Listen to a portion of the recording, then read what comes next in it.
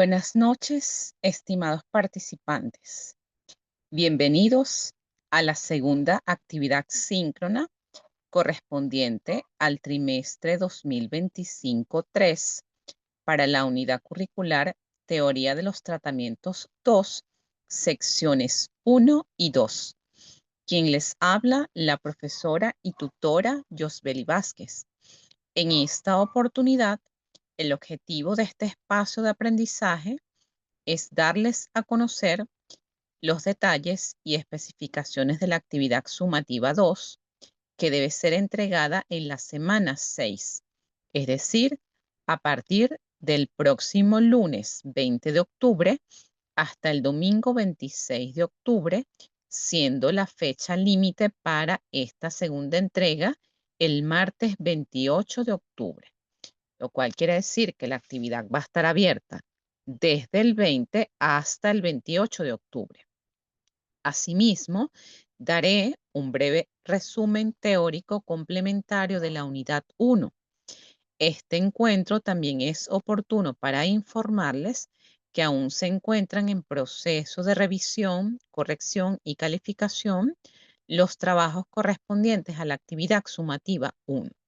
Las observaciones del mismo la tendrán en la retroalimentación de su trabajo para que conozcan los aspectos teóricos que les faltó incorporar con respecto a los distintos elementos de las teorías y enfoques desde donde se abordan las psicoterapias. Antes de entrar en el contenido de la unidad 2, quiero hacer unas aclaratorias conceptuales acerca de los modelos de abordaje terapéutico, lo que les permitirá avanzar y estar centrados en lo que sigue. Comenzaré definiendo qué es la psicoterapia cognitivo-conductual, que por supuesto es uno de los enfoques o los modelos que están basados en la evidencia.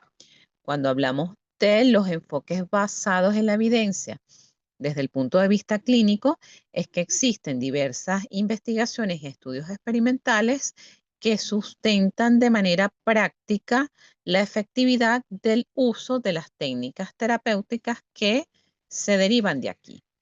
Siendo así, la psicoterapia cognitivo-conductual viene a ser un enfoque terapéutico basado en la idea de que los pensamientos, emociones y comportamientos están interconectados.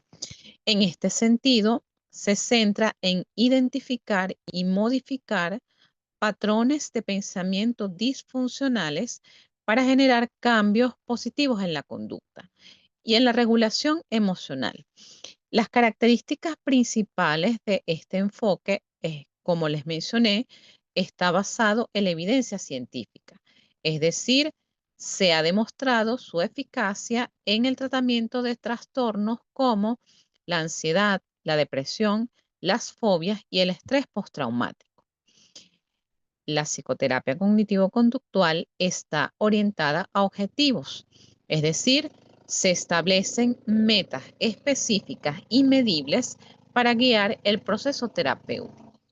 Tiene un tiempo limitado. Suele considerarse como una terapia breve con una duración de semanas o meses. Es un enfoque estructurado, lo cual significa que las sesiones siguen un formato organizado con técnicas específicas. Por eso van a ver que al final, en la unidad 3, la actividad sumativa 4 tiene que ver con desarrollar un plan de tratamiento basado en esta estructuración. Si bien es cierto, se les deja la libertad para que escojan o seleccionen cualquier otro enfoque, pues idealmente todos los abordajes terapéuticos debían tener su estructura. Otra de las características principales de la psicoterapia cognitivo-conductual es que hay una participación activa del paciente. Quiere decir que se entrena a la persona en herramientas para que pueda aplicarlas fuera de la terapia, que aquí es donde está la asignación de tareas y mantener esas mejoras a largo plazo. Ahora bien, ¿cuáles son los principios básicos de esa terapia o de la psicoterapia cognitivo-conductual? El principio fundamental de la psicoterapia cognitivo-conductual es que como esos pensamientos, sentimientos y comportamientos están interconectados, se debe identificar cuáles son esos patrones de pensamiento negativos y distorsionados que pueden contribuir a la aparición de problemas emocionales y conductuales. El comportamiento se aprende de la experiencia y del entorno. La psicoterapia cognitivo-conductual, en este sentido, se centra en identificar y cambiar estos patrones de pensamiento y comportamiento para mejorar la salud mental y el bienestar psicológico. De acuerdo a Beck, la psicoterapia cognitivo-conductual se basa en la idea de que los pensamientos y creencias irracionales pueden ser identificados y modificados para mejorar la salud mental. Dentro de los otros principios de la psicoterapia cognitivo-conductual se tiene el aprendizaje. Esto quiere decir que el comportamiento se aprende a través de la experiencia y el entorno. Se apoya este principio en estudios científicos y en modelos de aprendizaje para enseñar estrategias que han demostrado ser eficaces. Esto a través de técnicas como el modelamiento y el moldeamiento. La cognición. Los pensamientos y creencias influyen en las emociones y comportamientos. Se debe realizar la identificación y modificación de pensamientos. Esto significa ayudar al paciente a reconocer cuáles son las distorsiones cognitivas que están presentes, es decir, identificar y precisar cuáles son sus pensamientos irracionales y reemplazarlos por ideas más realistas y saludables. Acabo de decir que son realistas y saludables, no positivos.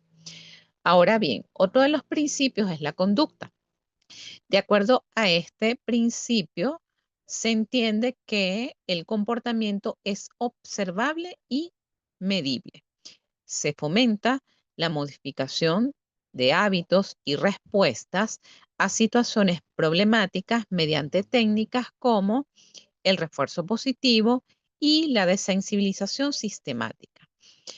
El otro principio es el de la interacción entre pensamiento, emoción y comportamiento. Estos componentes están interconectados. Está el procesamiento de la información. De acuerdo a esto, las personas procesan información de manera selectiva y sesgada. De estos sesgos es que nacen esas distorsiones cognitivas. Está el principio de los esquemas cognitivos, que son los patrones de pensamiento, influyen en la percepción de la realidad y en el comportamiento. Está el principio de atribución, de acuerdo al cual las personas atribuyen significados a eventos y experiencias. No podemos dejar de mencionar lo que es el principio de la autoeficacia. De acuerdo a este principio, se dice que la creencia en la capacidad para cambiar y controlar el entorno. La autoeficacia se refiere a la creencia de una persona en su capacidad para realizar tareas y alcanzar objetivos. En la psicoterapia cognitivo-conductual, la autoeficacia es un principio importante porque se cree que la creencia en la propia capacidad para manejar situaciones y problemas puede influir en lo que es su motivación y el comportamiento. La creencia en la capacidad para cambiar y controlar el entorno. De acuerdo a Bandura, la autoeficacia viene a ser un factor clave en la determinación del comportamiento y la motivación y puede ser desarrollada y fortalecida a través de la experiencia y el aprendizaje. Otro principio sumamente importante es el concepto de reforzamiento. De acuerdo a este principio, el comportamiento se implanta, se refuerza o se extingue según las consecuencias. El reforzamiento se refiere al proceso de aumentar la frecuencia o la intensidad de un comportamiento mediante la aplicación de consecuencias positivas o la eliminación de consecuencias negativas. Es el proceso por el cual el comportamiento se refuerza o se extingue según las consecuencias. En la psicoterapia cognitivo-conductual, el reforzamiento se utiliza para fortalecer comportamientos saludables y reducir o extinguir comportamientos problemáticos. De acuerdo a Skinner, el reforzamiento es un principio fundamental del condicionamiento operante y puede ser utilizado para modificar el comportamiento de manera efectiva. El último principio es el del mantenimiento y la generalización, de acuerdo al cual el cambio se mantiene y generaliza a los diferentes contextos. Ahora bien, no podemos dejar de mencionar cuáles son esos conceptos claves que se deben manejar dentro de la psicoterapia cognitivo-conductual, dentro de los cuales se tienen los esquemas cognitivos, pensamientos automáticos, distorsiones cognitivas, aprendizaje social, condicionamiento clásico, reforzamiento y autoeficacia. Los esquemas cognitivos vienen a ser esas estructuras mentales que almacenan y organizan nuestras experiencias de vida. Funcionan como mapas internos que influyen en lo que es la percepción de la realidad y la interpretación que hacemos de los eventos que se nos presentan en la vida. Está el concepto de pensamientos automáticos, que son ideas que surgen espontáneamente en respuesta a una situación y que pueden ser irracionales o distorsionadas, lo cual va a afectar nuestra vivencia de las emociones y a su vez del comportamiento. Las distorsiones cognitivas, que son patrones de pensamiento erróneos o exagerados que llevan a interpretaciones negativas de la realidad.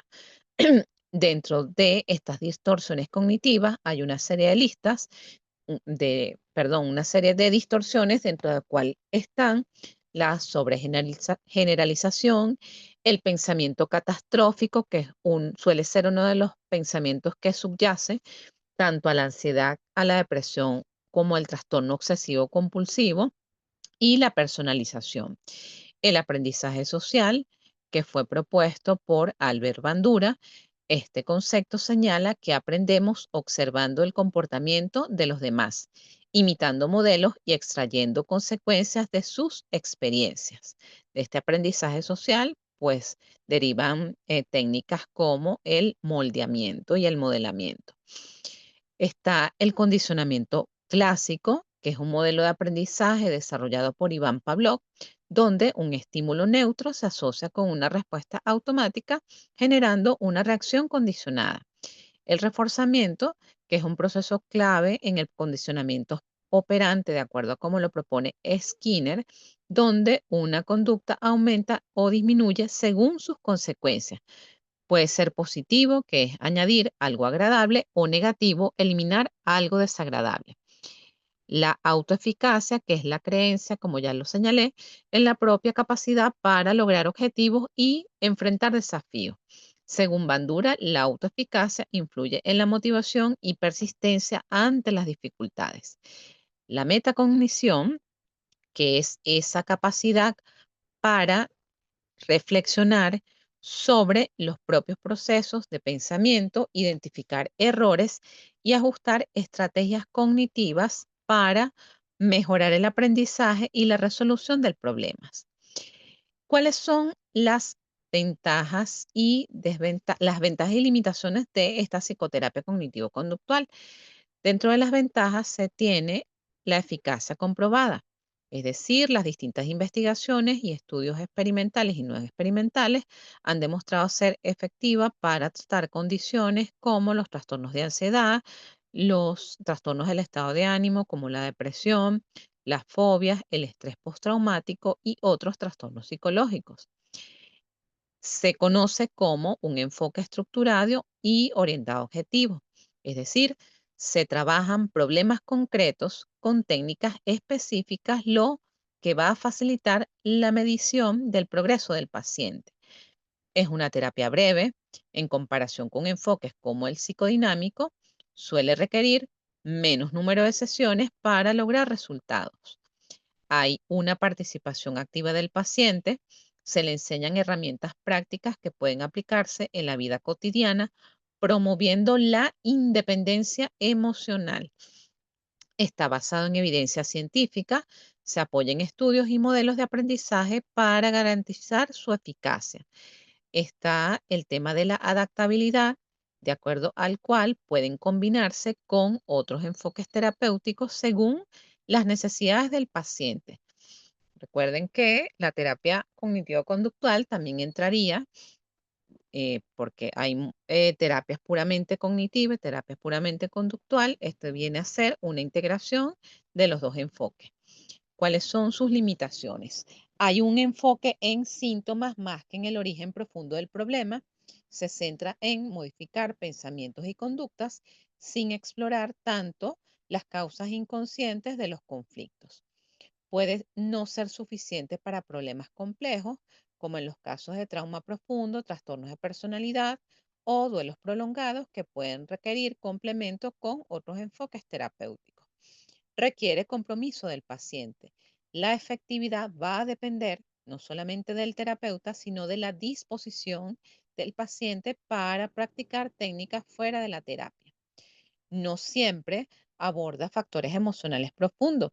Puede centrarse más en la racionalización de problemas que en el procesamiento emocional. Tiene menos énfasis en la relación terapéutica, aunque es importante. La relación terapeuta-paciente no es el eje central como en los enfoques humanistas o en los enfoques psicodinámicos.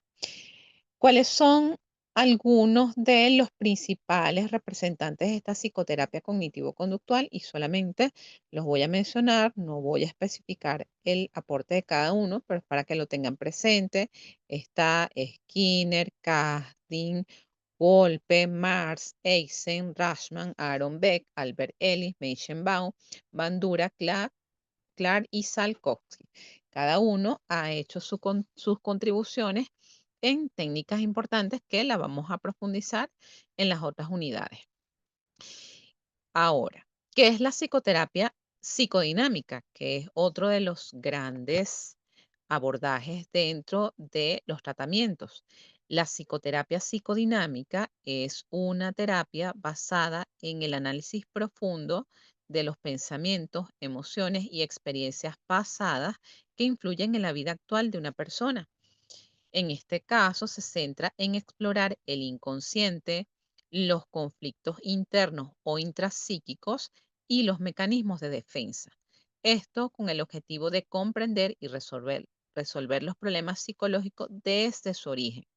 En la psicoterapia psicodinámica, el inconsciente se refiere a todos aquellos pensamientos, sentimientos y recuerdos que no están disponibles para la conciencia, pero que influyen en el comportamiento y las emociones.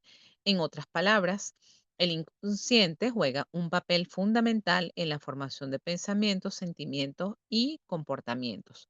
De acuerdo a Freud, el inconsciente es una parte fundamental de la psique humana y puede ser accedido y trabajado a través de la terapia y a través de distintas técnicas para resolver los conflictos y problemas emocionales.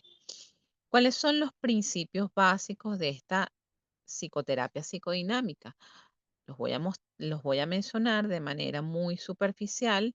Recuerden que en las unidades les he dejado algún material para que puedan profundizar en cada uno. En este caso, por supuesto, el inconsciente. Este elemento juega un papel fundamental en la formación de los pensamientos, sentimientos y comportamientos de nosotros los individuos. Están los conflictos internos o intrapsíquicos, los conflictos entre las diferentes partes de la personalidad, el ello, el yo, el superyo, suelen generar síntomas y problemas. Está el concepto o el principio de las defensas o mecanismos de defensa, que si nosotros nos vamos a las teorías cognitivas llaman a esta defensa estilos de afrontamiento. En este caso, por tratarse de la psicoterapia psicodinámica, se conocen como mecanismos de defensa y son aquellas estrategias inconscientes que ayudan al individuo a protegerse acerca de aquellos sentimientos que le suelen generar una alta carga de ansiedad, dolor y sufrimiento. Entre los más utilizados están la represión, la negación, la proyección, la identificación proyectiva, la sublimación. Está el desarrollo psicológico. Dentro de la psicoterapia psicodinámica, las experiencias infantiles y la relación primaria con los padres influyen en lo que es la formación y la personalidad. Está el concepto de transferencia y contratransferencia. La transferencia, de manera general, son aquellos sentimientos que el paciente experimenta hacia el terapeuta y la contratransferencia viene a ser los sentimientos que nos suele generar en terapias los pacientes. La transferencia es un elemento central de la psicoterapia psicodinámica y se refiere al fenómeno en el cual un paciente experimenta sentimientos y actitudes hacia el terapeuta que son similares a los que experimenta hacia figuras importantes en su vida, como son las figuras parentales o las parejas. De acuerdo a Freud, la transferencia es un aspecto importante de la psicoterapia psicodinámica, ya que proporciona información valiosa acerca de cómo son esos patrones de vinculación o de relación y los conflictos emocionales del paciente. Está el principio de las resistencias, que no solamente está presente en la psicoterapia dinámica, sino que es un elemento común a todas las psicoterapias. Esto hace mención a que el paciente puede resistirse al cambio y al proceso terapéutico. Estas resistencias tienen que ver con los reprocesos del paciente, con los abandonos terapéuticos y tiene que ver exclusivamente con el proceso del paciente y no con la intervención del terapeuta, perdón. Está el principio de la compulsión a la repetición. De acuerdo a este principio, el paciente suele repetir patrones de comportamiento destructivos a lo largo de su vida. Están los procesos primarios y secundarios. Los procesos primarios son inconscientes y los secundarios son conscientes e influyen en el comportamiento.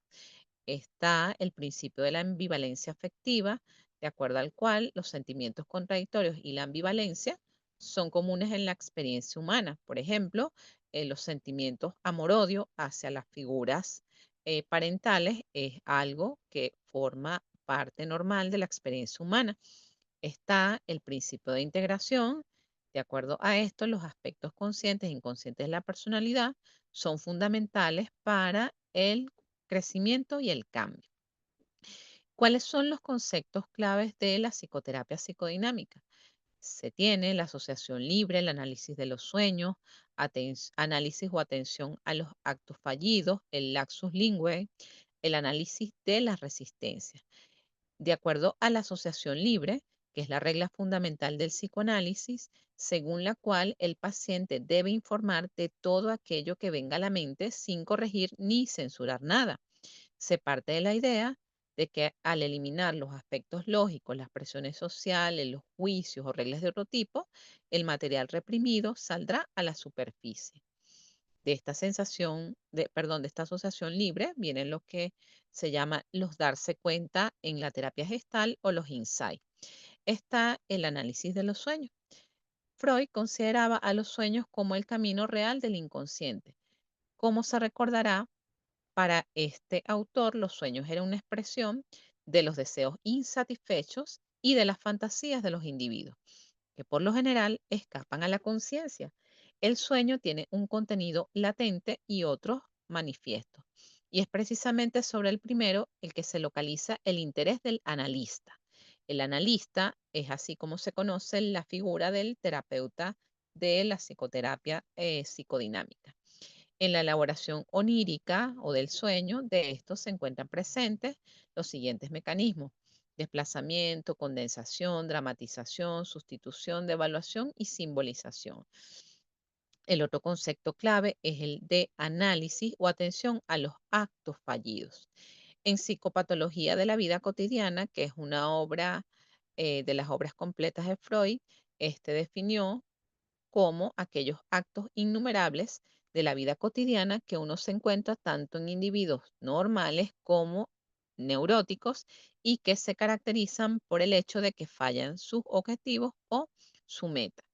Los laxos lingüe, que son los errores de palabra, errores de lectura y escritura, Pérdidas de objeto, olvido de nombres y direcciones tienen un sentido oculto y un origen análogo a los sueños o a los síntomas. Está el análisis de las resistencias al tratamiento. De acuerdo a Tomás y Cashel, una de las principales tareas del terapeuta es la de identificar y tratar las resistencias que se oponen al desarrollo del proceso analítico. En este caso, existe en enfoques integrativos la evitación experiencial, como en la terapia de aceptación y compromiso, que son todos aquellos temas del cual el paciente no quiere hablar. En el caso de la psicoterapia psicodinámica, en el transcurso de la cura psicoanalítica, no todo ocurre linealmente, es decir, sin dificultades, ya que el paciente se resistirá en varias ocasiones a los esfuerzos del terapeuta por hacer aflorar el material inconsciente. Otro de los conceptos claves, como ya lo mencioné, es el análisis de la transferencia. La transferencia efectiva, lo que posteriormente Freud llamó neurosis de transferencia, constituye la fuente principal de la cual el analista obtiene el material que se analiza en el proceso psicoanalítico. La transferencia se puede manifestar de las siguientes formas: dependencia con el terapeuta, que suele ser algo que está presente en la relación con las figuras parentales; llegadas anticipadas a la consulta, disgusto por la terminación de la consulta, esfuerzos diversos por tratar de agradar al terapeuta, interés por la vida personal del terapeuta, entre otros. ¿Cuáles son las ventajas y limitaciones de la psicoterapia psicoanalítica? Dentro de las ventajas está la exploración profunda del inconsciente, lo cual va a permitir la identificación de patrones emocionales y conflictos ocultos que pueden afectar la vida presente. Comprensión de la historia personal, ya que analiza cómo las experiencias pasadas, especialmente las experiencias de la infancia, influyen en el comportamiento y la personalidad adulta. Trabajo con emociones complejas. Ayuda a procesar sentimientos como culpa, miedo, ansiedad y tristeza desde su raíz. Análisis de la transferencia, ya que examina cómo las relaciones pasadas impactan la forma en que la persona actúa con los demás en el presente. El enfoque personalizado, ya que se va a adaptar a cada paciente, explorando sus necesidades únicas en lugar de aplicar estrategias generales. Durabilidad de los cambios. Al abordar el origen profundo de los problemas, los efectos de la terapia suelen ser duraderos. ¿Cuáles son las limitaciones? Pues este es un proceso terapéutico mucho más prolongado, puede tomar meses o incluso años lograr cambios significativos debido a la profundidad del análisis. Tiene menos estructura en comparación con otros enfoques, a diferencia de la terapia cognitivo-conductual, no sigue un esquema rígido ni metas inmediatas. Difícil medición de resultados, ya que el progreso suele ser subjetivo y menos cuantificable en comparación con enfoques basados en evidencia científica. Suele haber mayor dependencia del terapeuta. La relación terapéutica es clave y si no es sólida, la efectividad puede verse afectada. No siempre es adecuada para problemas urgentes. En caso de crisis emocional severa, puede ser necesario un enfoque más estructurado o inmediato. Desde mi punto de vista, no sé si verlo como una ventaja o una limitación. Es un tipo de psicoterapia que es para gente con alto nivel intelectual, por el tipo de información que amerita un lenguaje mucho más profundo y mucha capacidad analítica y y reflexiva por parte de los pacientes. ¿Cuáles son los autores o los principales representantes de esta psicoterapia psicodinámica? Hay un montón, pero los mayormente conocidos, por supuesto, Sigmund Freud, que es el padre del psicoanálisis; Melanie Klein, que hace todo un trabajo con el psicoanálisis infantil; Donald Winnicott, que también es un psicoanalista muy famoso por su trabajo con las infancias; Carl Jung, que es un post-freudiano; Jacques Lacan, Kohut y Otto Kemper, que es uno de los que ha desarrollado su línea de trabajo en el área de la personalidad. Ahora, Vamos con lo que es la psicoterapia humanista. Este es un enfoque terapéutico que se basa en el desarrollo personal, la autorrealización y la búsqueda del significado en la vida. Se basa en la creencia de que los seres humanos son libres, creativos y tienen un potencial innato para el crecimiento. ¿Cuáles son los principios básicos de la psicoterapia humanista? Una visión holística y optimista del ser humano. Cada individuo es un conjunto de elementos, tanto físicos como psíquicos, y se considera que las personas son inherentemente buenas. Hay un foco en los factores sociales, como que el autoconocimiento y el desarrollo personal deben ir de la mano de la responsabilidad social. Cada persona es el motor de su propio cambio. Es decir, cada persona tiene la capacidad suficiente para solucionar sus problemas. ¿Cuáles son los conceptos claves de la psicoterapia humanista? La autorrealización, y esto es la tendencia innata de cada persona a desarrollar su potencial y alcanzar un sentido pleno de satisfacción en la vida. Autoconciencia, esto quiere decir que se fomenta la capacidad de reflexionar sobre pensamientos, emociones y conductas para lograr un mayor conocimiento de sí mismo. Aceptación incondicional. De acuerdo a este concepto, el terapeuta proporciona un ambiente de comprensión y respeto absoluto, permitiendo al paciente expresarse libremente sin temor a juicios. La experiencia subjetiva, cada persona interpreta la realidad de manera única, por lo cual la terapia se enfoca en su percepción individual y no en diagnósticos rígidos. Está el concepto del aquí y ahora. Se prioriza el presente sobre el pasado, impulsando al paciente a tomar el control de su vida en el momento actual. La empatía, la conexión emocional genuina entre terapeuta y paciente es fundamental para el proceso terapéutico. Está el concepto de responsabilidad personal, de acuerdo al cual se enfatiza que cada individuo tiene la capacidad de elegir sus acciones y asumir la responsabilidad de su bienestar. Crecimiento personal. La terapia humanista no se centra solo en aliviar síntomas, sino en ayudar al paciente a crecer, desarrollarse y mejorar su calidad de vida. ¿Cuáles son las ventajas y limitaciones de la psicoterapia humanista? Dentro de las ventajas se tiene que favorece el desarrollo del potencial del paciente y ofrece el apoyo necesario para el logro de la autorrealización y la mejora del bienestar. Ayuda a promover el bienestar integral del paciente a través del autoconocimiento y el desarrollo de sus recursos internos. ¿Cuáles son las limitaciones?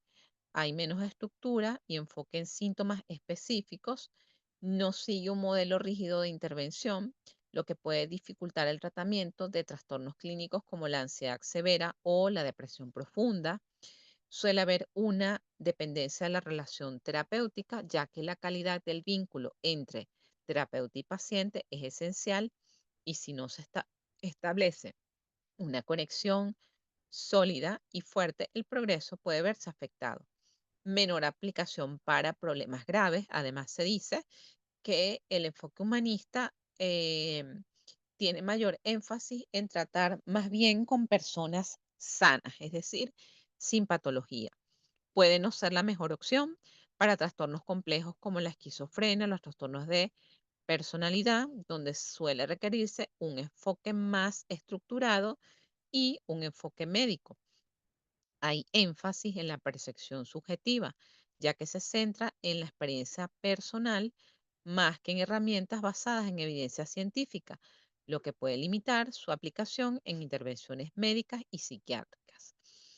De acuerdo a este tipo de psicoterapia, el cambio depende del paciente. De acuerdo a esto, la efectividad de la terapia depende en gran medida de la disposición del individuo para explorar y crecer, lo cual puede ser desafiante en los casos de aquellos individuos donde hay baja motivación o hay resistencia al cambio. ¿Cuáles son los representantes de la psicoterapia humanista? Gordon Allport, que ya deben saber, es el padre de la psicología de la personalidad. Abraham Maslow, con su pirámide de necesidades, Carl Rogers, que es el creador de la terapia centrada en la persona, Louis Wanger, Medard Voss, Roger May, Viktor Frank, Eric Fromm y Ronald Lane. Ahora pasemos con lo que es la psicoterapia gestal, que algunos autores la incluyen dentro del enfoque humanista. La psicoterapia gestal se enfoca en ayudar a los pacientes a desarrollar conciencia y autoconocimiento y principalmente a integrar sus experiencias para alcanzar una mayor autenticidad y bienestar. La psicoterapia gestal tiene unos principios psicológicos que están relacionados con el organismo entorno, el concepto de holismo, de acuerdo al cual el individuo se considera como un todo. Está el principio de autorregulación, conciencia, aquí y ahora, que es el enfoque en el presente, figura, fondo, polaridad, los opuestos, por ejemplo, razón, emoción, que se integran para alcanzar la totalidad. El contacto con el entorno es esencial para el crecimiento y el cambio. La retroalimentación ayuda a ajustar y adaptar el comportamiento. La responsabilidad personal, el individuo es responsable de las elecciones y de sus acciones. El concepto de figura-fondo se refiere a la relación entre la figura, es decir, el objeto o persona que se enfoca, y el fondo viene a ser el contexto o entorno que rodea a la figura. En la terapia gestal, ese concepto de figura-fondo se utiliza para describir cómo las personas organizan y perciben su experiencia y cómo pueden cambiar su enfoque y perspectiva para mejorar su comprensión y bienestar. Según Peirce, que es uno de los representantes de este tipo de terapia, esta se centra en ayudar a las personas a tomar conciencia de su experiencia y así cambiar su enfoque y perspectiva para mejorar su bienestar. El concepto de polaridad se refiere a la idea de que los opuestos son interconectados y que cada aspecto de la experiencia tiene su opuesto correspondiente. En la terapia gestal, la polaridad se utiliza para describir cómo las personas pueden integrar y reconciliar aspectos opuestos de su experiencia para lograr una mayor conciencia y bienestar. En otros enfoques o en otros términos sería luz y sombra. O sea, tenemos aspectos buenos, pero también tenemos aspectos no tan buenos y eso es lo que hay que integrar en los procesos terapéuticos. De acuerdo a Peirce, la polaridad es un concepto clave en la terapia gestal, ya que ayuda a las personas a integrar y reconciliar aspectos opuestos de su experiencia. Este enfoque tiene como principios terapéuticos la conciencia, la experimentación, el enfoque en la relación terapéutica y la no interpretación. ¿Cuáles son los conceptos claves de la psicoterapia gestal? Aquí y ahora se enfoca en la experiencia presente en lugar de explorar excesivamente en el pasado o preocuparse por el futuro. Conciencia plena, donde se busca desarrollar la autoconciencia, ayudando al paciente a reconocer sus emociones y pensamientos sin evitarlos. La responsabilidad personal, se enfatiza que cada individuo es responsable de sus acciones y decisiones, evitando culpar a factores externos. El diálogo entre polaridades, de acuerdo al cual se explora las contradicciones internas del paciente o cliente, como se conoce en este enfoque, ayudándolo a integrar diferentes aspectos de su personalidad. Está la experiencia directa, de acuerdo al cual se favorece la vivencia emocional y la expresión auténtica sobre la mera intelectualización de los problemas. Uso de técnicas experienciales, se emplean ejercicios como el muy conocido la silla vacía, dramatizaciones o expresiones artísticas para aumentar la conciencia y generar cambios. Se considera al organismo como un todo. De acuerdo a esto, el ser humano es una unidad integral de mente, cuerpo y emociones en interacción con su entorno. Contacto y retirada. De acuerdo a este concepto, se examinan los patrones de interacción de la persona con los demás, identificando formas saludables y problemáticas de relacionarse. ¿Cuáles son las ventajas y limitaciones? Dentro de las ventajas está el fomentar la conciencia plena. De acuerdo a esto, pues se ayuda a los pacientes a estar más presentes en el momento y reconocer sus emociones en el tiempo real. Está la expresión emocional auténtica, donde se permite que los individuos exploren y expresen sus sentimientos de forma espontánea. El uso de técnicas creativas emplea estrategias experienciales como la silla vacía, dramatizaciones, el arte, las fantasías guiadas o dirigidas para trabajar conflictos internos. Enfoque holístico considera la integración del cuerpo, mente y emociones para un desarrollo completo. Dentro de las limitaciones, igualmente, es un tipo de terapia menos estructurada, no sigue un esquema rígido de intervención, lo cual puede dificultar el tratamiento de trastornos de tipo clínico. No se centra en el pasado, aunque puede abordar experiencias previas. Su enfoque está centrado en el aquí y el ahora, lo cual puede ser limitante para quienes necesiten procesar eventos traumáticos de una manera más profunda. Depende de la participación activa del paciente, requiere que el individuo esté dispuesto a comprometerse con su proceso terapéutico, lo cual puede dificultar el aplicarla en aquellas personas que tienen baja motivación. Hay menos énfasis en la investigación científica y, aunque tiene fundamentos sólidos, algunos estudios y en algunos campos de investigación consideran que la terapia gestal no tiene validación empírica como otros enfoques, como la terapia cognitivo-conductual. ¿Cuáles son los autores que representan a la psicoterapia gestal? Max Wertheimer, Wolfgang Kohler, Kurt Kupka, Fritz y Laura Pers. Ahora, pasemos a lo que es la psicoterapia existencialista. Este es un enfoque terapéutico que se basa en la filosofía existencial y se centra en la búsqueda de significado, la libertad individual y la responsabilidad personal. Considera que los problemas psicológicos surgen cuando una persona enfrenta conflictos relacionados con su existencia, tales como la muerte, la soledad, la libertad o la falta de propósito. ¿Cuáles son los principios básicos de la psicoterapia existencialista? La libertad y la responsabilidad individual, la búsqueda de significado y propósito, la aceptación de la incertidumbre y la ambigüedad en el individuo, la importancia de la experiencia subjetiva.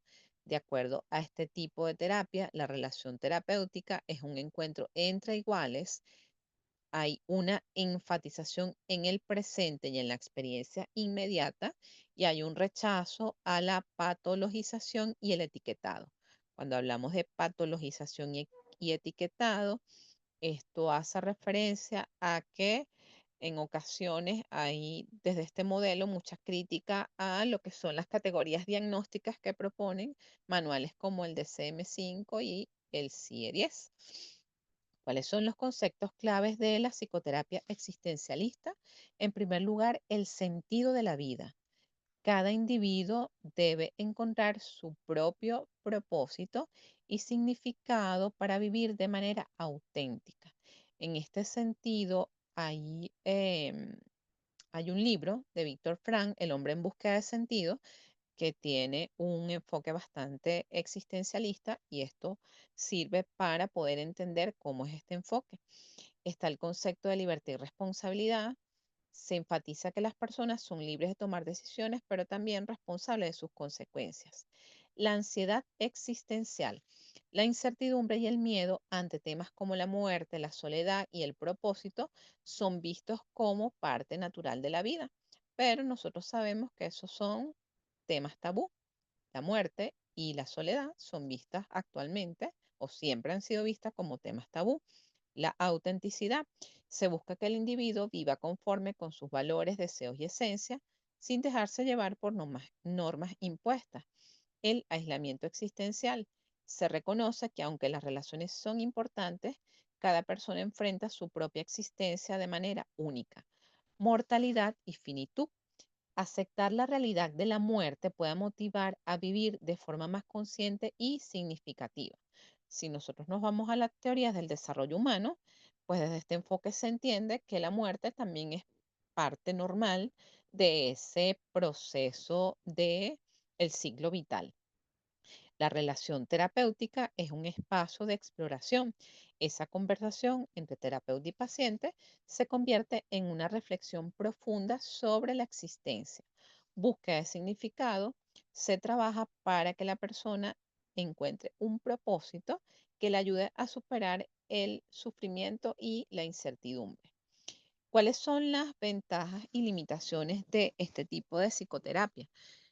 La ventaja, profundidad en la exploración personal. Ayuda a los pacientes a reflexionar sobre su propósito en la vida, cuáles son sus valores, sus emociones, promoviendo un sentido de autenticidad y crecimiento. Fomenta la responsabilidad y libertad individual, empoderando al paciente para tomar decisiones conscientes, asumiendo el control sobre su vida sin depender de factores externos. ¿Cuáles son las limitaciones? Por supuesto, este es muchísimo menos estructurado en comparación con otros enfoques. Si no sigue un esquema rígido de intervención, requiere, em, suele ser muy difícil aplicar en trastornos clínicos que requieren técnicas más directivas. Puede ser no efectiva en crisis aguda, en casos de trastornos como depresión severa o ansiedad, que pueden requerir el uso de incluso intervención multidisciplinaria, como el área médica o psiquiátrica, pues este tipo de enfoques tiene sus limitaciones. ¿Cuáles son algunos de los autores representantes de la psicoterapia existencialista? Rollo May, que fue el creador de la terapia existencialista en Estados Unidos, Irving Yalom, que yo les dejé en, no recuerdo si en la unidad 1, unidad 2, una obra de este autor de la teoría y práctica de la psicoterapia existencial, James Buchenthal, que desarrolló la terapia existencialista humanística, Emmy Van Dersen, psicoterapia existencialista y filósofa, y Kirk Snyder, quien desarrolló la terapia existencial integrativa. Ahora bien, hablemos de lo que es la psicoterapia tanatológica, que viene a ser un enfoque de reciente data. Es un enfoque terapéutico especializado en el proceso de duelo, la aceptación de la muerte y el acompañamiento emocional en situaciones de pérdida. Su objetivo principal es ayudar a las personas a afrontar el fallecimiento de un ser querido, una enfermedad terminal o cualquier cambio significativo que implique una sensación de pérdida. ¿Cuáles son los principios de la psicoterapia con enfoque tanatológico? Aceptación de la mortalidad, el reconocimiento de la inevitabilidad de la muerte. La muerte es parte del proceso del ciclo vital. Enfoque en el duelo como un proceso natural de superar las pérdidas. Importancia del apoyo social. Para este enfoque, la red de apoyo es muy importante para enfrentar las pérdidas. La valoración de la vida, de acuerdo a esto, la muerte puede ayudar a encontrar valor en la vida. Respecto a la individualidad, aunque hay ciertas etapas para vivenciar el duelo, pues cada persona experimenta el duelo de manera única. La empatía y la compasión son elementos fundamentales en esa relación terapéutica. ¿Cuáles son los conceptos claves de la psicoterapia? El duelo complicado. Esto quiere decir que hay duelos normales, pero se complican en el sentido de que cuesta superar las pérdidas. De acuerdo a las teorías, existe un tiempo promedio de 2 años para superar las pérdidas. Si esa, esa caracterización del duelo está exacerbado, se dice que hay un duelo complicado, las pérdidas anticipadas, como por ejemplo en los casos de las enfermedades terminales o en las condiciones crónicas, las pérdidas no resueltas, en el caso de aquellas desapariciones, los traumas secundarios, el crecimiento postraumático, memoria y recuerdo, reconciliación, significado y propósito. ¿Cuáles son las ventajas y limitaciones de la psicoterapia tanatológica? Dentro de las ventajas es que facilita el proceso del duelo, ayuda a las personas a aceptar y procesar la pérdida, permitiendo una adaptación emocional más realista y saludable. Brinda apoyo en situaciones difíciles, ofrece acompañamiento emocional a quienes enfrentan enfermedades terminales o el fallecimiento de un ser querido, mejorando su sensación de bienestar psicológico. ¿Cuáles son las limitaciones? Requiere apertura emocional del paciente, lo cual puede ser difícil de aplicar en personas que suelen evitar enfrentar el dolor o la pérdida, que suele ser la mayoría de las personas, lo que limita su efectividad. No siempre es suficiente en casos de duelo complicado, ya que en situaciones de pérdidas traumáticas o duelos prolongados puede necesitar complementarse, por ejemplo, con tratamiento farmacológico que ya sabemos que es ofrecido por los psiquiatras. ¿Cuáles son los representantes de la psicoterapia tanatológica? Elizabeth Kubler-Ross, quien es la pionera en el estudio del duelo, de hecho tiene un libro que se llama La muerte, un amanecer. Toda esta obra nació de toda su práctica clínica acompañando a personas a bien morir. Esta autora desarrolló el modelo de las 5 etapas del duelo, que es la negación, la ira, la negociación, la depresión y la aceptación. Jorge Bucay, que si mal no recuerdo es argentino, es un psicoterapeuta que ha abordado el proceso del duelo desde una perspectiva humanista en su obra literaria. Robert Neymeyer, psicólogo especializado en terapia del duelo. William Gordon, conocido por su modelo de tareas de duelo que ayuda a las personas a adaptarse tras una pérdida. Yo incluiría aquí, hay una autora mexicana que se llama Gaby Pérez Islas, que también tiene podcast, canales de YouTube y toda una serie de libros acerca del manejo del duelo.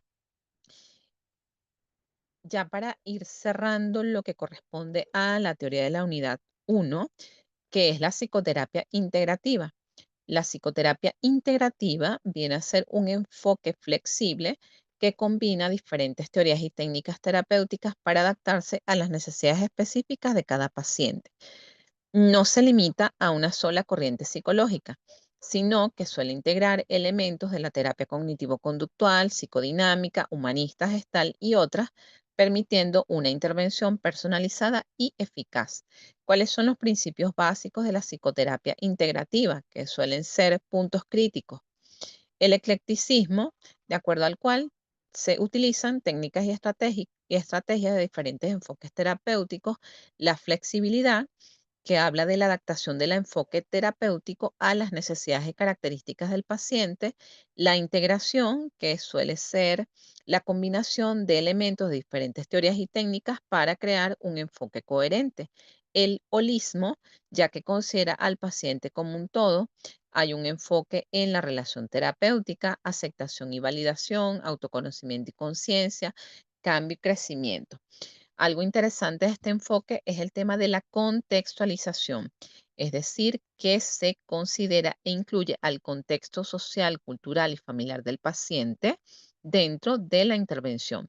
La evaluación continua, que es evaluar continuamente el progreso del paciente y se ajusta el enfoque terapéutico. ¿Cuáles son los conceptos claves de la psicoterapia integrativa? Sinergia entre modelos psicológicos. No se trata solo de sumar técnicas, sino de combinar estrategias coherentes para el paciente. La relación terapéutica suele ser un eje central. La confianza y la conexión entre terapeuta y paciente es esencial para el éxito del tratamiento terapéutico. La autoexploración y autodescubrimiento se fomenta que el paciente identifique patrones de pensamiento y conducta para generar cambios. Trabajo con la regulación emocional. Se busca mejorar la capacidad del paciente para manejar sus emociones de manera saludable. Flexibilidad metodológica.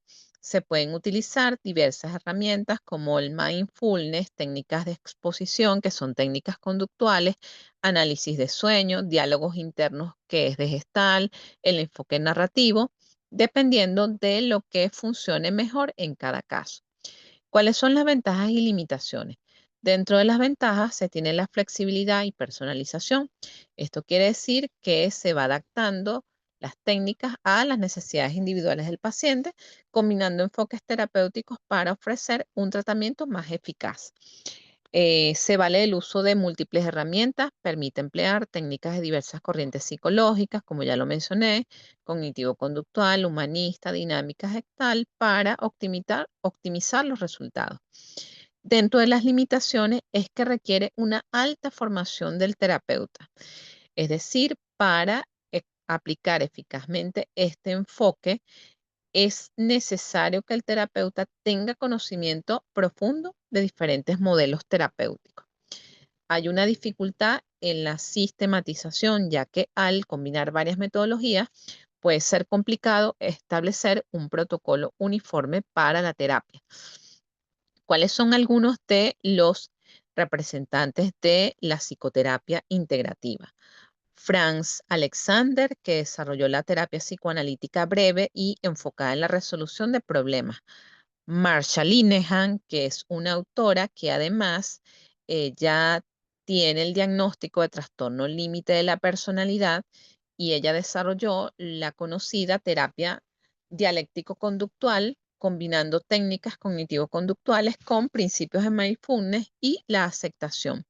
Paul Gilbert con su terapia cognitivo-compasiva, Eric Berne con el análisis transaccional, James Prochaska y Carlo Di Clemente desarrollaron el modelo transteórico del cambio.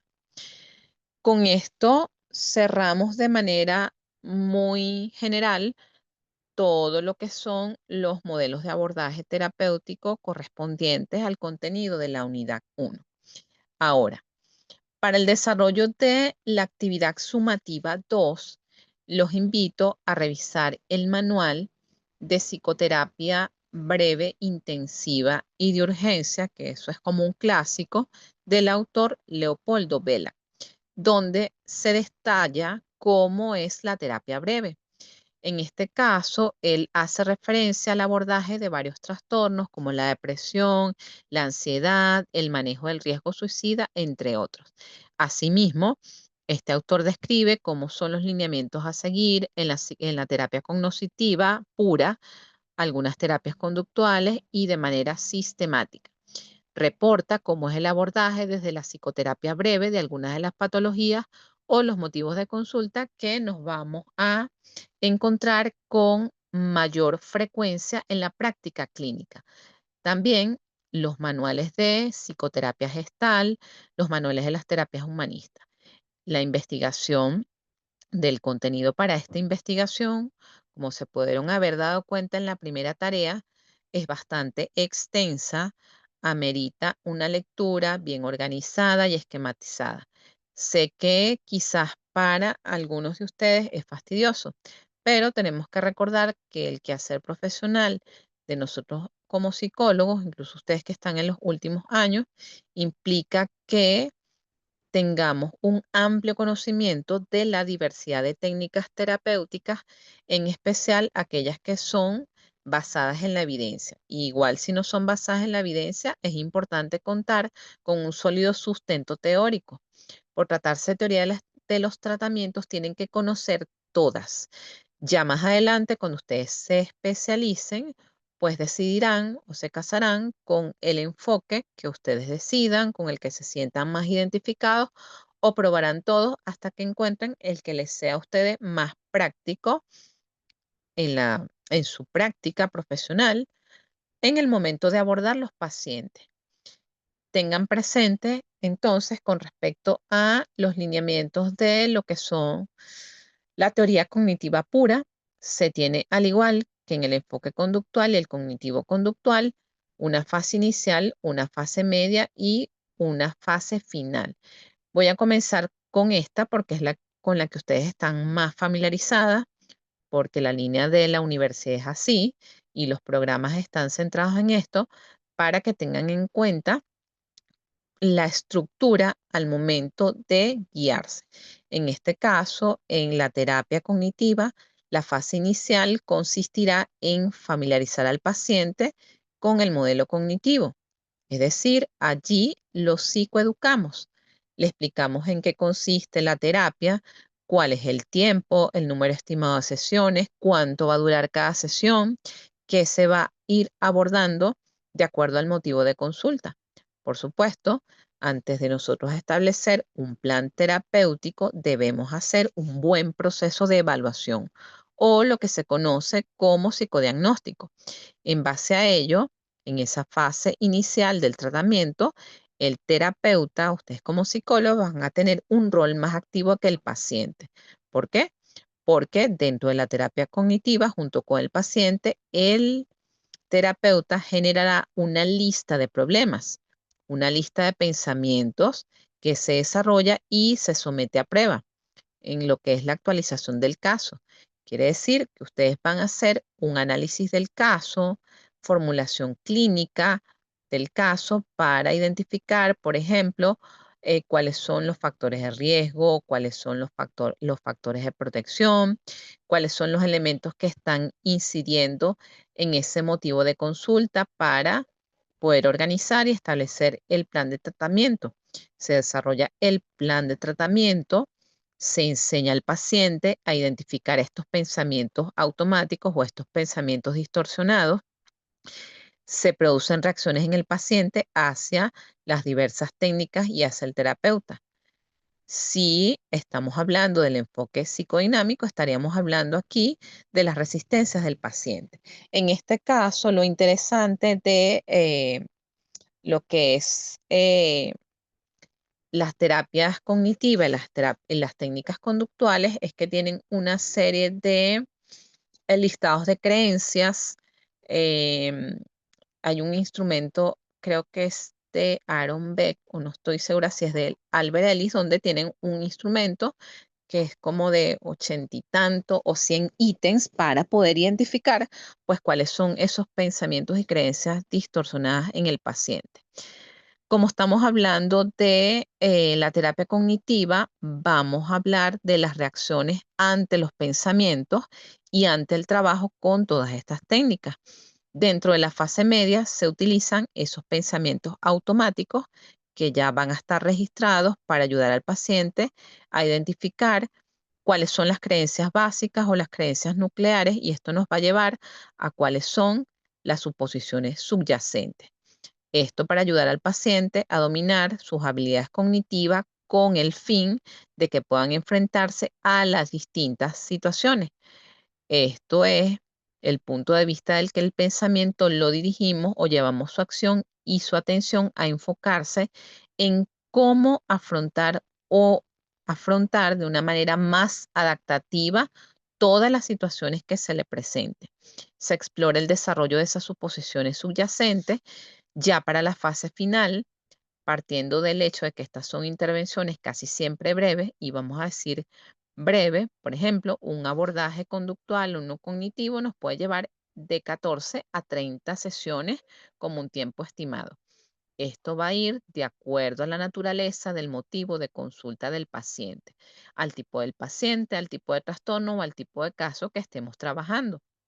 En esta fase se le da mayor responsabilidad en el tratamiento. Se examinan las creencias, los sentimientos acerca de dejar el tratamiento. Es decir, aquí lo vamos preparando para que no exista algo que quizás ha sido muy criticado o visto como un elemento de subjetividad para que el paciente no desarrolle ningún tipo de dependencia. De acuerdo a este enfoque, se le enseñan las estrategias para que él pueda solventar su situación que lo llevó al motivo de consulta y a la intervención. Se van revisando cuáles fueron las metas obtenidas, es decir, se evalúa cómo fue ese plan de intervención, ese plan de tratamiento con el mismo paciente. Lo preparamos para terminar el proceso terapéutico. Y lo más importante, que si es un aspecto común de todos los enfoques, es que trabajamos la prevención de las recaídas. En este sentido, se hacen arreglos para sesiones de refuerzo, sesiones de seguimiento, a través de llamadas, a través de consultas online o presencial. Ya pueden ir viendo que cada una de estas fases, cuando ustedes la estén aplicando o estén haciendo su plan de intervención, lo van a poder describir con propiedad. Es importante especificar cada una de las técnicas de terapia, que eso es precisamente el objetivo de La unidad 2, pues ir conociendo cuáles son las técnicas específicas para cada uno de los enfoques. Hay una técnica conocida como entrenamiento en resolución de problemas. Se parte de la idea de que una persona se enfrenta cuando acepta una tarea que no sabe de antemano cómo resolver problemas, difieren el grado de complejidad y dificultad. Entonces, como en la terapia cognitiva, el entrenamiento en la resolución de problemas tiene fases. Esas fases en la resolución de problemas son cuatro. En este caso, la preparación, la producción, la práctica de la solución, la evaluación. Este es un ejemplo de lo que ustedes deben escribir en su trabajo para la realización del análisis de casos. Los criterios de solución de la persona es el resultado, se divide el problema en otros más sencillos. Se ignora información para simplificar el problema, es decir, de acuerdo a esto se centra en la solución del problema y no en los otros detalles. En el de la fase de producción, en las operaciones se recupera desde la memoria de situaciones similares en el pasado. Es decir, se compara la situación actual que se está trabajando con el paciente con otra que ya se haya presentado. Se explora la información contextual o ambiental, pues cuáles son todos aquellos factores del ambiente que puedan estar incidiendo en que ese asunto no se resuelva. Se elabora una posible lista de posibles soluciones. En la fase práctica de la solución se aplica una única intervención. Se hace una aceleración de las posibles soluciones. Por último, que es la evaluación, se hace la evaluación de los resultados, se contrasta cómo es el estado actual a cómo entró inicialmente y se van haciendo las modificaciones pertinentes.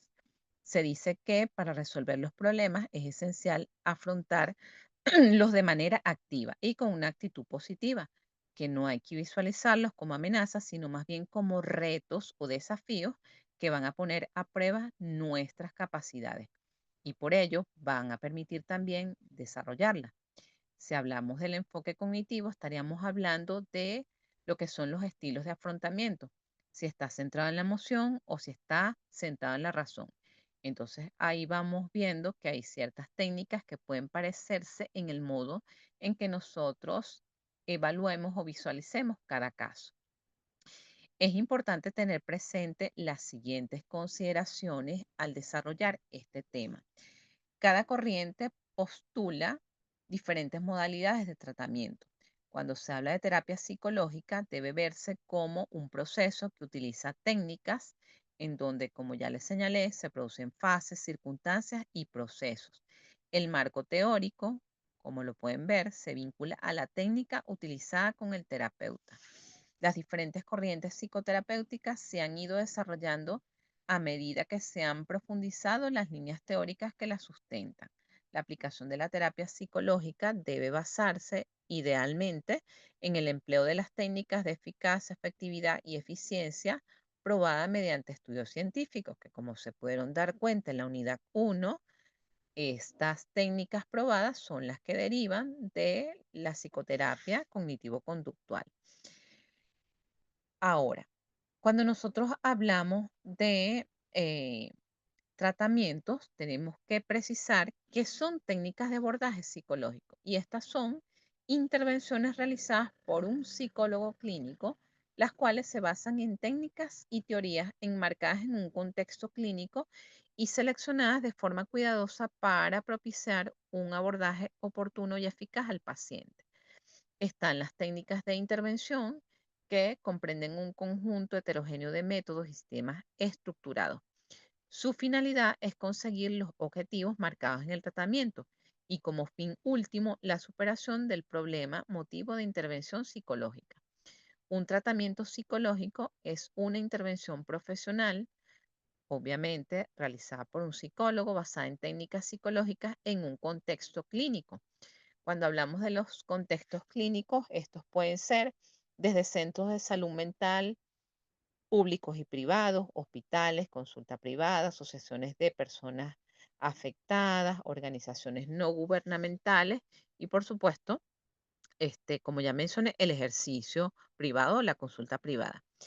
El proceso terapéutico hace referencia al conjunto de fases sucesivas implicadas en el tratamiento psicológico, que abarcan desde la primera consulta por parte del cliente o paciente hasta la finalización del tratamiento. El plan de intervención, que es por fases, es un instrumento o un procedimiento que les permitirá realizar un mapa. Al final, yo voy a ir explicando cómo es los gráficos del informe. Em, Dentro de lo que es ese plan de intervención, Cornejo refiere que deben tomarse en cuenta dentro del encuadre terapéutico los siguientes aspectos: horarios, frecuencia, duración de cada sesión, honorarios, vacaciones, tipo de terapia, si es individual, de pareja, grupal, psicoterapia breve, focalizada, profunda o más amplia. El encuadre terapéutico viene a ser ese conjunto de condiciones, normas, reglas o referencias que permiten dar la estructura tanto al terapeuta como al paciente. Si bien es cierto que muchas de las técnicas pueden llevar al mismo objetivo común por caminos diferentes, la tendencia actual en terapia psicológica evoluciona hacia la psicología clínica y la psicoterapia basada en la evidencia científica, que suele ser más sistematizada. Para la pregunta de José, en el caso de la actividad sumativa 2, se seleccionó como estrategia de aprendizaje la realización de un informe interpretativo. En este caso, se van a estudiar las técnicas terapéuticas para el abordaje de las patologías biopsicosociales del adulto y adulto mayor para la construcción de estrategias de abordaje.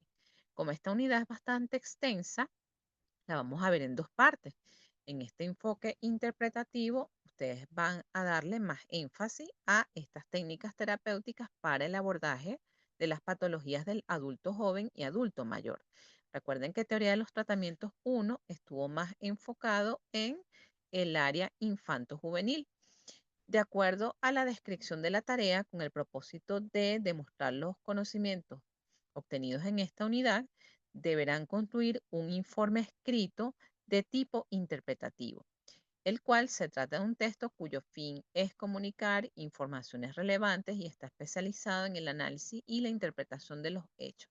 Este informe debe contener introducción, el desarrollo, que son los elementos teóricos que les voy a describir a continuación, y por supuesto su conclusión. En este caso, en el informe interpretativo, se deben abordar los siguientes aspectos teóricos. En primer lugar, describir o analizar la importancia de las técnicas e intervenciones en la terapia psicológica.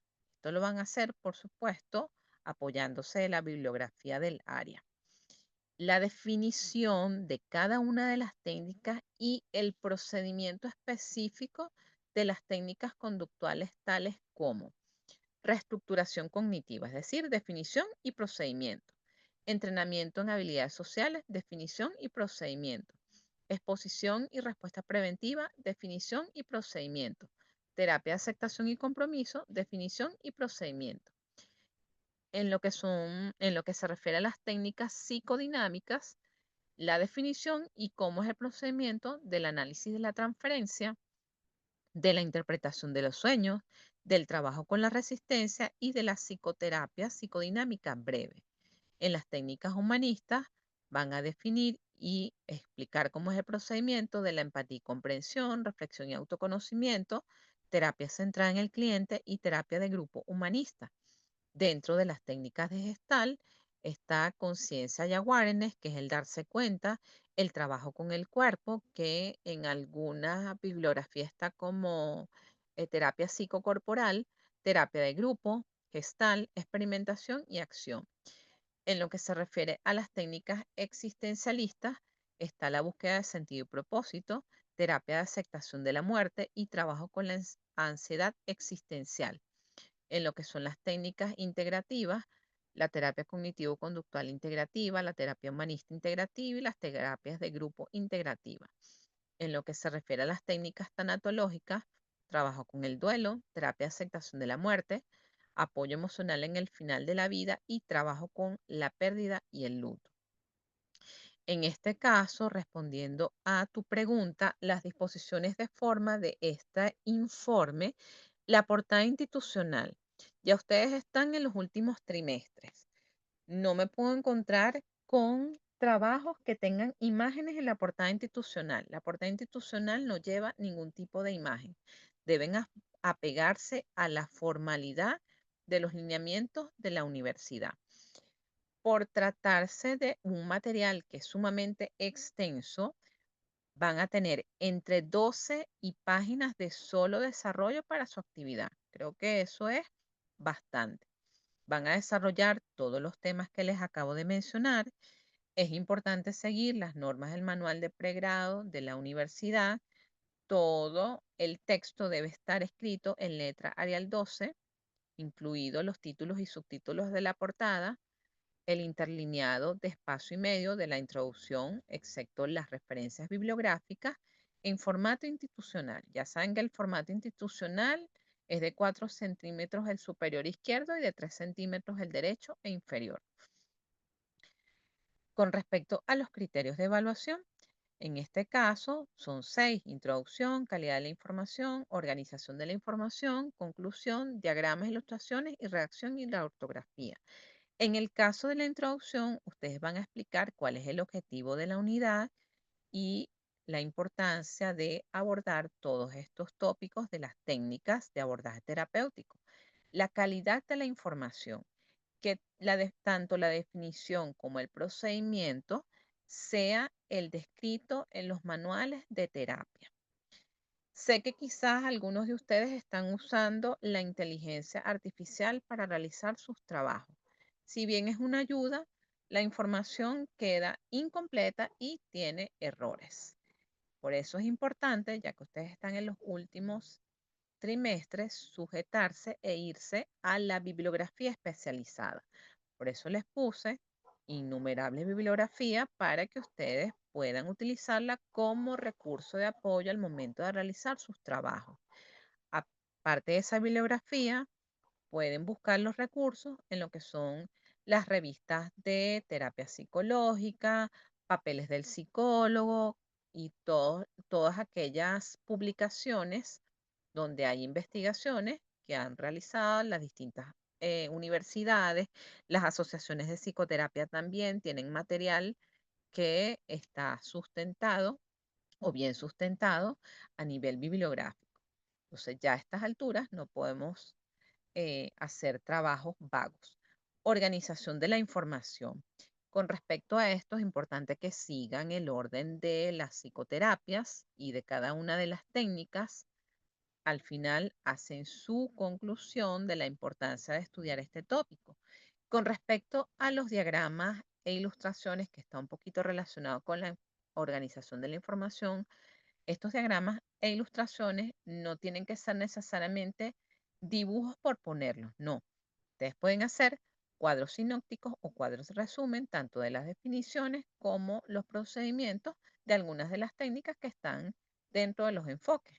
Esto se va a tomar en cuenta dentro de la evaluación. Es más valioso estos cuadros sinópticos o cuadros resumen que ustedes hagan de las técnicas que poner cualquier dibujo por ponerlo. Se van a poner un dibujo o un gráfico que sea complemento de la teoría. Y por supuesto, la redacción y la ortografía. Es importante cerciorarse de la escritura correcta de las técnicas.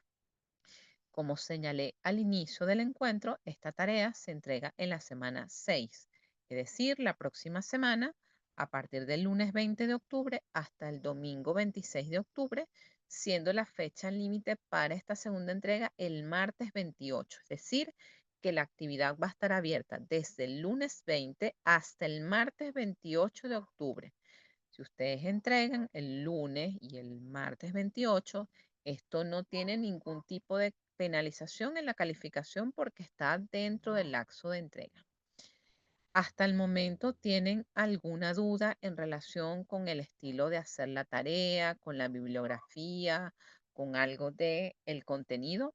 Este es el momento para que hagan sus preguntas.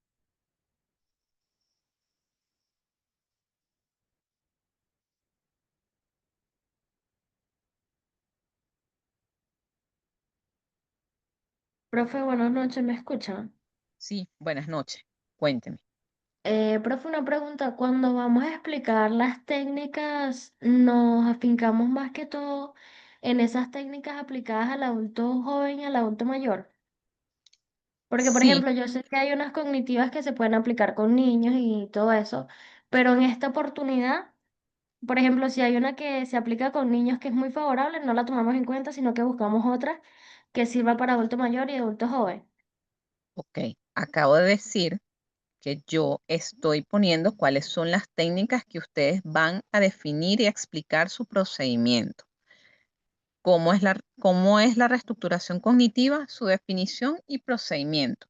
En este caso, todavía no van a ejemplificar cómo es la aplicación en un adulto mayor. Eso es en la siguiente tarea.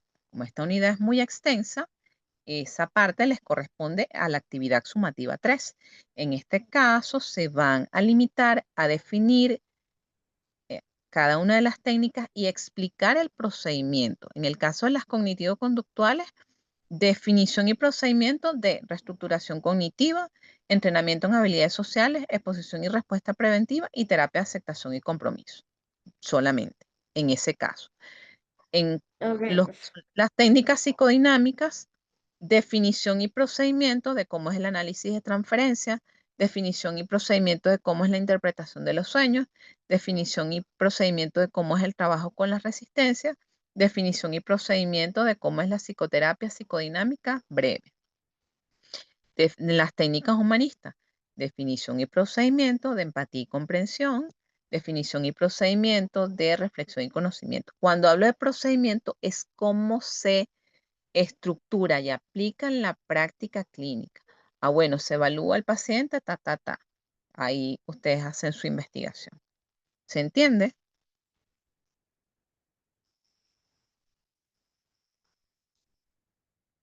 ¿Quedó claro cómo hacer este punto?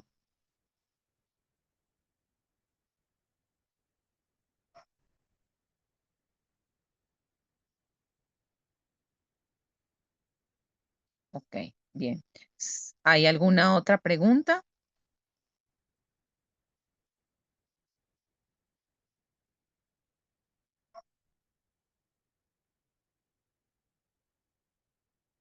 Ok, perfecto. Si no hay más preguntas, damos por finalizado este segundo encuentro para teoría de los tratamientos 2, secciones 1 y 2. Recuerden que van a tener disponible la grabación de esta clase para su consulta. Cualquier duda, inquietud o reflexión que les surja en el transcurso de la semana o al hacer la tarea, pues me pueden escribir a través de la mensajería del aula virtual, que a la brevedad posible les estaré dando respuesta. Buenas noches y muchas gracias por su asistencia y participación.